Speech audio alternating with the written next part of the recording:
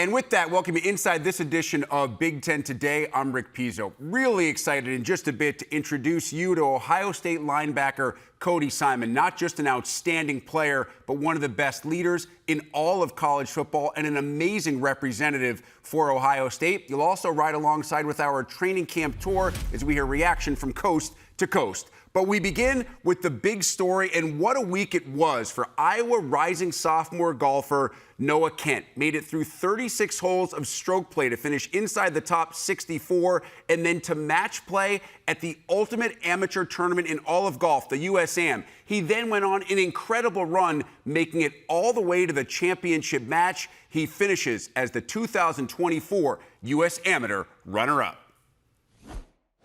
And we are thrilled to have Noah Kent with us on today's edition of Big Ten Today. Noah, now a few days removed from that amazing run up at Hazeltine, has the significance of what you accomplished really sunk in? I'd say, not at all. I mean, I drove down last night from Hazeltine and got moved in my apartment, and now it's kind of getting back into the swing of all the school things and getting ready for the college season. So what was the overall experience like just to be part of the USAM, your first major USGA event, and to make your way through stroke play and to make that amazing run all the way until the championship final? I mean, the experience is unlike any other. It was my first USGA event. I mean, I was in 240th place after the first round of stroke play. And then to make it all the way to the final is just kind of like something you can't even really put into words. You say 240th as if it's a bad thing. These are the best amateur golfers in the world on one of the hardest courses in the world. You and I had the chance to chat before we began the interview here. I've had the chance to play Hazeltine in the wind, saw exactly how difficult it can be. How would you describe the difficulty of that course to a golfer who has never had the chance to get up there and play? I mean, you can watch the U.S. Open and all the majors on TV. It's like a major, but for the amateur level. I mean, the rough's thick, the greens are firm. I mean, it's just hard. You kind of have to you got to play some really good golf. I mean, you can't joke it around for 18 holes. You got to play really good. You had the opportunity to play with Stuart Hagestad, one of the most decorated and longest serving amateurs in U.S. golf history, and you described his game as kind of playing chess on the golf course. How much did you learn from him in that round that helped you throughout the course of the week up at Hazeltine? I feel watching him hit the ball was something that was really cool to see, and how he kind of picked and chooses his spots, but more so his self-belief. I mean, he's a mid-am, he's in his 30s, and you have players like me who are 19, 20, or a sophomore and junior in college.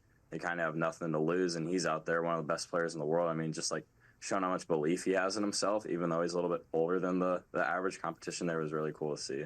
So you had to have a ton of belief in yourself, especially after that first round. How did you get yourself in a position to qualify through stroke play and make that field of 64 into match play? I talked to my sports psychologist, my swing coach, and a good friend of mine who's actually won the USAM before, John Harris. And we knew that the course that I was playing tomorrow, Chaska Town course, was a little bit more scoreable. You kind of sprayed a little bit more. Wasn't necessarily Hazeltine, how firm and how hard it was a little bit softer. And I got off to a good start and ended up shooting 64 and snuck my way in. So then after you qualify for match play, you get a text from your head coach, Tyler Stith, and I want to talk a little bit about that text because he said, I want you to pretend like you are the kind of guy that no one wants to go up against, to be that player. And your response spoke volumes to me. You basically said, I am that guy, and you referenced a match that you had won against your former teammate, Mac McClear, former Big Ten champion and one of the best golfers that we've seen in this conference in recent years. How much of your self-belief in yourself, confidence, and belief that you can win matches do you believe is an edge, especially when you get into this match play kind of format? Talking to everybody, it's kind of just doesn't matter what. They got into it a little bit about your world ranking or whatever, but it's you earn your way into top 64 in match play. It doesn't matter if you're the one guy or the 64 guy, you've earned your right to be there. And it's I feel talking to all my teammates and talking to Mac and talking to everybody here, it's match play kind of suits me because I make a lot of birdies, and it doesn't matter if you make a high number. You only lose one hole. And it's like the more birdies you make and the more quality shots you hit, you're just going to win. So. And I believe of those first 4 matches that you played in match play, only one made it to the 18th hole because you were so hot, making so many low numbers. Once you got into match play, what did you feel like you were doing so well? I just feel like I had a lot more belief in myself than I ever have in my life. And it was the first time in like a tournament, like you didn't care about what you were. Like you're playing a stroke play event. It's like, oh, I'm 4 under par, I'm 2 over, I'm even par. Like you're only worried about winning the next hole. It doesn't matter if you're 2 up, 2 down. It's just like the main focus is trying to win the next hole, and whether that's getting the match back to even or trying to close out a match, it's just the next hole is the only thing that really matters.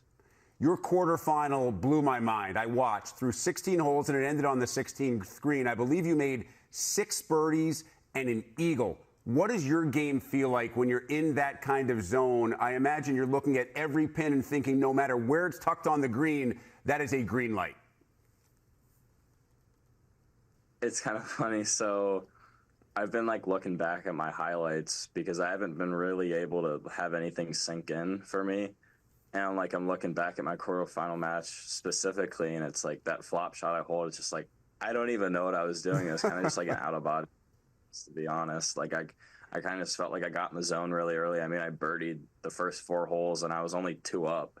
So I mean, it was kind of just going to be a birdie fest because Ethan was a great player.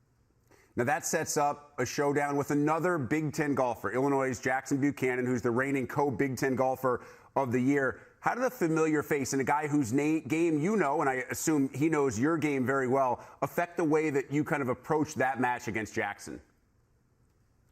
I mean, I knew it was going to be like a dogfight. Like it's going to be back and forth. He's going to make some big shots. I'm going to hit some big shots. But it's like at the end of the day, it's like you got to stay level. And he gave me a couple holes early, and then he kind of pounced back. And then 15, I don't know if you saw that. I mean, he made like a 20-footer that was breaking so much. And then I stepped up kind of like I had the whole week, and I made it on top of him. And I feel like that right there kind of like gave the match back to me, because I guarantee you he's probably thinking, okay, like I probably got this thing back to even. And then I made it on top of him, and he probably got a little shocked. Was there a point during that match, late in the match, when you're about to close it out, where you allowed yourself to think about what would it mean and the auto exemption to next year's U.S. Open, the likely invite to the Masters, and everything that goes along with being a USAM finalist? I feel like I knew before the tournament started that the semifinal match is way harder than the final because, like, exactly what you said, like all these exemptions that you receive.